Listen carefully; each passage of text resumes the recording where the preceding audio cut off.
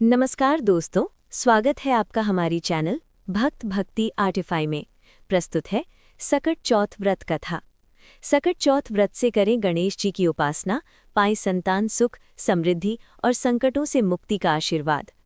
सकट चौथ कथा के बारे में। सकट चौथ एक विशेष हिंदू व्रत है जो माघ माह के कृष्ण पक्ष की चतुर्थी या चौथी तिथि को मनाया जाता है। इसे सकट चौथ व्रत या सकट चौथ कथा भी कहा जाता है। इस दिन विशेष रूप से गणेश जी की पूजा की जाती है और इसे विशेष रूप से महिलाओं द्वारा रखा जाता है। ये व्रत संतान सुख की प्राप्ति और घर में सुख शांति के लिए किया जाता है। 1. सकट चौथ व्रत कथा। सकट चौथ व्रत कथा। सतयुग की बात है। राजा हरीश चंद्र के नगर में पूरी प्रजा सुखपूर्वक निवास करती थी। वहां पर ऋषि शर्मा नामक एक ब्राह्मण अपनी पत्नी और पुत्र के साथ निवास करते थे। जब उनका पुत्र छोटा होता है तभी उस ब्राह्मण की मृत्यु हो जाती है और उसकी पत्नी अपने पुत्र का पालन पोषण करने लगती है।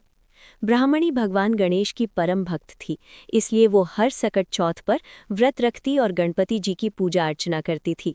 एक दिन उनका पुत्र पूजन स्थल पर पहुंच जाता है और वहां पर रखी भगवान गणेश जी की प्रतिमा को खिलौना समझकर खेलने लगता है। वो खेलते खेलते घर से बहुत दूर निकल जाता है और शाम को घर वापस नहीं लौटता है। उस नगर में एक कुम्हार भी रहता था जो ऐसे ही एक छोटे बच्चे को ढूंढ रहा होता है। वो कुम्हार मिट्टी के बर्तनों को बनाने के लिए काफ़ी मेहनत करता था, लेकिन उसका आवा गर्म ही नहीं रहता था। आवा यानी आग की भट्टी जिसमें बर्तन पकाते हैं। चूंकि इसी से उसकी रोजी रोटी चलती थी, इसलिए वो काफ़ी परेशान, दुखी और चिंतित रहने लगा। इस समस्या को दूर करने के लिए वो एक तांत्रिक के पास जाता है और उससे इस समस्या का हल पूछता है। तब वो तांत्रिक उसे बोलता है कि तुम उस आवे के बीच में किसी छोटे बालक की बलि दे दो, इससे उसमें आग जलती रहेगी और तुम्हारे बर्तन पक जाएंगे। संयोगवश उसे ब्राह्मणी का खोया हुआ पुत्र मिल जाता है और वो उसे पकड़ लाता है। इसके पश्चात वो उस बालक को आवे के बीच में बैठा देता है और अपने बर्तनों को रखकर आग जला देता है। जब सुबह वो कुम्हार अपने बर्तनों को देखने लिए आवे के पास जाता है तो आश्चर्यचकित रह जाता है। उस बच्चे को एक खरूंच तक नहीं आती है और वो भगवान गणेश जी की प्रतिमा के साथ खेल रहा होता है।